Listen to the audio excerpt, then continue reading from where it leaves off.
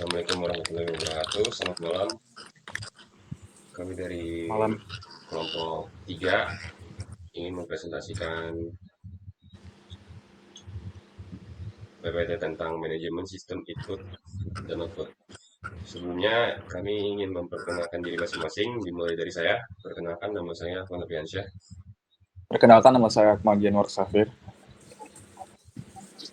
Perkenalkan, nama saya Ale Bayo Prakoso. Perkenalkan, nama saya Muhammad Azhar Iskandar. Oke, kita akan langsung masuk ke dalam materinya. Yang pertama yaitu ada prinsip perangkat keras I/O. Ruang lingkup atau batasan dalam manajemen perangkat keras input output adalah bagaimana perangkat keras input output itu dikelola dan diprogram agar dapat berjalan dengan baik. Manajemen perangkat I/O mempunyai beragam fungsi dan fungsi antara lain sebagai berikut. Yang pertama ada mengirimkan perintah ke perangkat I/O untuk menyediakan layanan akses. Kedua, menangani interupsi perangkat I/O. Ketiga, menangani kesalahan pada perangkat I/O. Dan keempat, yaitu menyediakan interface ke pemakai. Berikutnya I/O device. Perangkat I/O dapat dibedakan berdasarkan sifat aliran dan datanya dan sasaran komunikasinya. Berdasarkan aliran data dibedakan menjadi dua, yaitu perangkat berorientasi blok atau block oriented devices, yaitu menyimpan informasi dan menukarkan informasi sebagai blok-blok berukuran tetap. Tiap blok mempunyai alamat tersendiri. Ukuran blok dapat beragam antara 128 sampai 1024 byte. Ciri utamanya adalah dimungkinkan membaca atau menulis blok-blok secara independen, yaitu dapat membaca atau menulis sembarang blok tanpa harus melewati blok-blok lain. Contohnya disk, tab, CD-ROM, dan optical disk. Berikutnya yaitu perangkat berorientasi karakter atau character oriented device.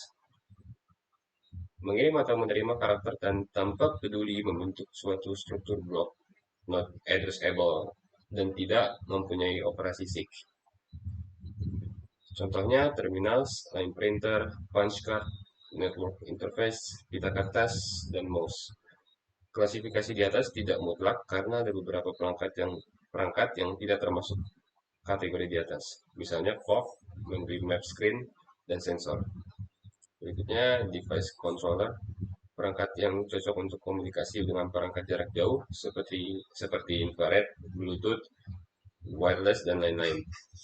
Unit I/O meliputi dua komponen, yaitu komponen elektronik dan komponen mekanik. Komponen elektronik berfungsi sebagai device controller atau adapter yang digunakan untuk mengaktifkan perangkat eksternal dan memberitahukan kepada CPU yang perlu dilakukan oleh perangkat atau driver. Suatu contoh, unit tab magnetik diinstruksikan untuk kembali ke posisi awal atau bergerak ke record berikutnya dan sebagainya.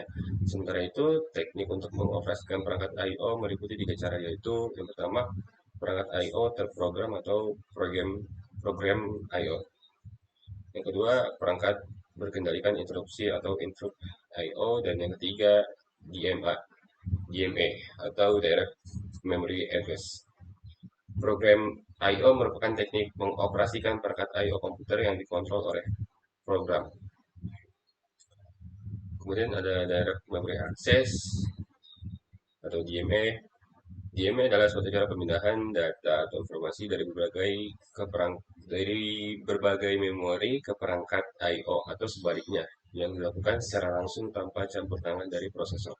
DMA berfungsi membebaskan pemroses menunggui transfer data yang dilakukan oleh I/O device. Saat pemroses ingin membaca atau menulis data, pemroses memerintahkan DMA controller untuk mengirimkan beberapa informasi, yaitu yang pertama, perintah penulisan atau pembacaan, alamat I/O device, awal lokasi memori yang ditulis atau dibaca, jumlah word, byte yang ditulis, dibaca. Setelah mengirimkan informasi itu ke DMA controller, pemroses dapat melanjutkan kerja lain. Berikutnya itu ada prinsip perangkat lunak I/O. Pemanfaatan perangkat lunak untuk mengelola I/O ini pada dasarnya adalah mengorganisasikan software dalam beberapa layer, di mana level bawah menyembunyikan akses atau perumitan hardware untuk level di atasnya. Level akan berfungsi sebagai antarmuka atau interface ke pengguna. Berikutnya saya serahkan kepada Akmal. Baik, terima kasih Afwan untuk waktunya. Selanjutnya ada tujuan perangkat lunak I/O. Nah, di sini tujuan perangkat lunak I/O adalah konsep dalam desain software. I/O merupakan device independen dan tidak bergantung pada device yang digunakan. Lalu ada penamaan yang seragam atau uniform naming. Penamaan file berkas atau perangkat adalah string atau integer dan harus sederhana, tidak bergantung pada device. Contohnya, seluruh disk dapat dibuat dengan hierarki sistem file menggunakan NPS. Lalu penanganan kesalahan atau error handling. Error harus ditangani sedekat mungkin dengan hardware. Contohnya, pertama controller, device driver, dan seterusnya. Dan jika tidak bisa ditangani, beri pesan. Synchronous atau blocking, dan asynchronous interrupt driver. Transfer kebanyakan I/O adalah asinkron. Pemroses memulai transfer dan mengabaikan untuk melakukan kerja lain sampai interupsi tiba. Program pemakai sangat lebih mudah ditulis jika operasi I/O berorientasi blok. Setelah perintah read, pemrograman ditunda secara otomatis sampai data tersedia di buffer. Terakhir ada shareable versus di dedicated device. Beberapa perangkat dapat dipakai bersama seperti disk, tapi ada juga perangkat yang hanya satu pemakai yang dibolehkan memakai pada satu saat. Misalnya, disk untuk share label dan printer untuk dedicate.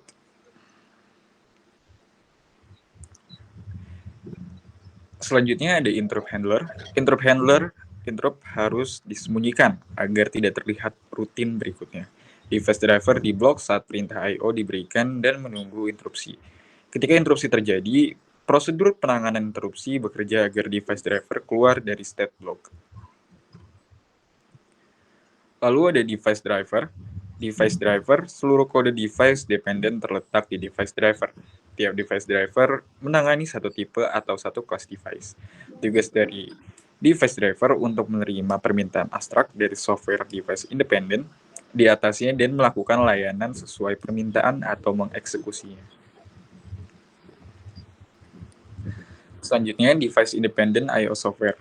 I/O device independent adalah software I/O yang tak bergantung pada perangkat keras. Fungsi dasar dari software device independent adalah 1. Membentuk fungsi I/O yang berlaku untuk semua device. 2. Menyediakan interface uniform yang seragam ke user level software. 3. Memberikan penamaan device. 4. Memberikan proteksi device.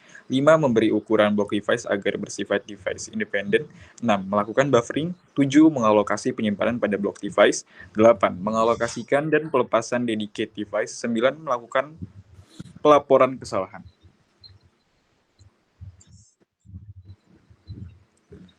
Lalu ada juga user space I/O software. Sebagian besar software I/O berada di dalam sistem operasi yang dealing dengan user program. Sistem call termasuk I/O biasanya dalam bentuk prosedur atau library procedures. Contohnya, count sama dengan write, FD, buffer, and bytes. I/O prosedur dengan level tinggi, misalnya instruksi print, F, memformat output terlebih dahulu, kemudian panggil write. Yang tidak mempunyai library produce, contohnya spooling, directory, dan daemon, proses khusus, dan pada proses mencetak transfer file. Lapisan ini mengimplementasikan pustaka pengaksesan I/O atau API, Application Programming Interface, bagi aplikasi untuk melakukan operasi I/O. Misalnya, pustaka Win32 Subsystem yang menyediakan API untuk operasi I/O dan juga operasi grafis pada SO Windows. Lalu ada struktur disk. Secara fisik, disk cakram magnetis terdiri atas cakram yang tersusun secara vertikal, kedua sisi atas bawah. Pada masing-masing cakram dapat ditulis data kecuali pada permukaan cakram paling atas dan paling bawah. Memiliki struktur 3 dimensi, silinder, track, dan sektor.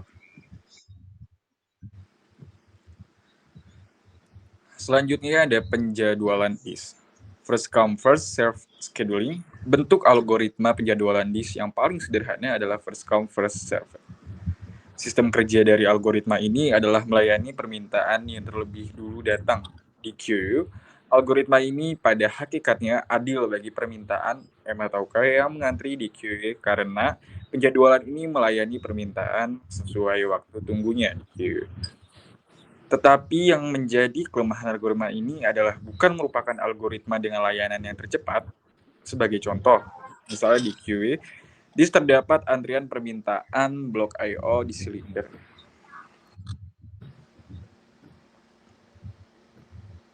Selanjutnya kalian bisa menjelaskan.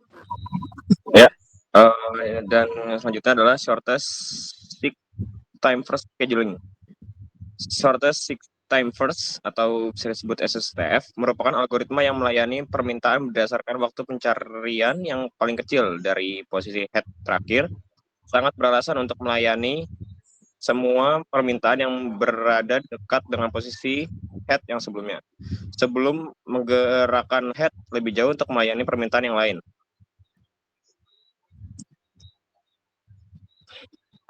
Dan selanjutnya ada scan scheduling. Pada algoritma scan, head bergerak ke silinder paling ujung dari disk. Setelah sampai di sana, maka head akan berbalik arah menuju silinder di ujung yang lainnya. Head akan melayani permintaan yang dilaluinya selama pergerakannya ini.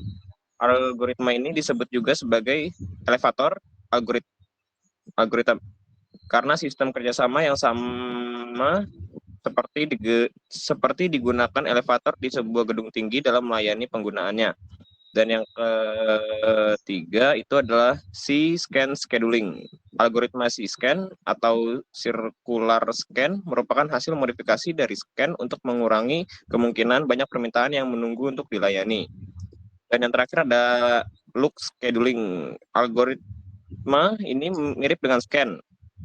Bedanya, head tidak perlu melakukan perjalanan penuh dari bagian terluar sampai terdalam. Bila sudah tidak ada disk request lagi, pergerakan head bisa langsung dilakukan sebelum sampai track terdalam.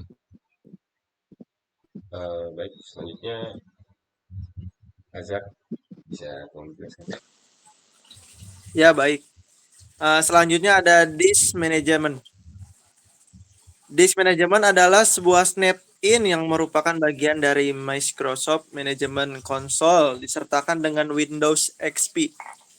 Fungsi dasar disk management yaitu yang pertama adalah buat partisi drive logis dan volume. Yang kedua, menghapus partisi drive logis dan volume. Yang ketiga, format partisi dan volume. Yang keempat, mark partisi aktif. Yang kelima, menetapkan atau mengubah huruf drive untuk volume hard disk, drive removable disk, dan drive CD-ROM. Yang selanjutnya memperoleh gambaran visual cepat sifat semua disk dan volume pada sistem. Lalu buat mount drive pada sistem dengan menggunakan sistem file NTFS. Lalu mengkonversikan dasar disk ke disk dinamis. Selanjutnya mengkonversi dinamis untuk disk dasar meskipun ini adalah operasi destruktif. Selanjutnya pada disk dinamis membuat sejumlah volume khusus termasuk membentang, bergaris, cermin, dan RAID 5 volume. Lalu ada Swap Space Management. Swap Space Management adalah salah satu dari low-level task pada sebuah sistem operasi. Memori virtual menggunakan disk space sebagai perpanjangan atau space tambahan dari memori utama. Karena kecepatan akses disk lebih lambat daripada kecepatan akses memori, menggunakan swap space akan mengurangi performa sistem secara signifikan. Tujuan utama dari perancangan dan implementasi swap space adalah untuk menghasilkan kinerja memori virtual yang optimal. Dalam subbab ini, kita akan membicarakan bagaimana swap space digunakan, di mana letak swap space pada disk, dan bagaimana penanganan swap space. Baik, terima kasih. Itu dia penjelasan mengenai materi manajemen sistem input dan output. Sekian kami dari kelompok 3. Kurang lebihnya mohon maaf. Assalamualaikum warahmatullahi wabarakatuh. Waalaikumsalam warahmatullahi wabarakatuh.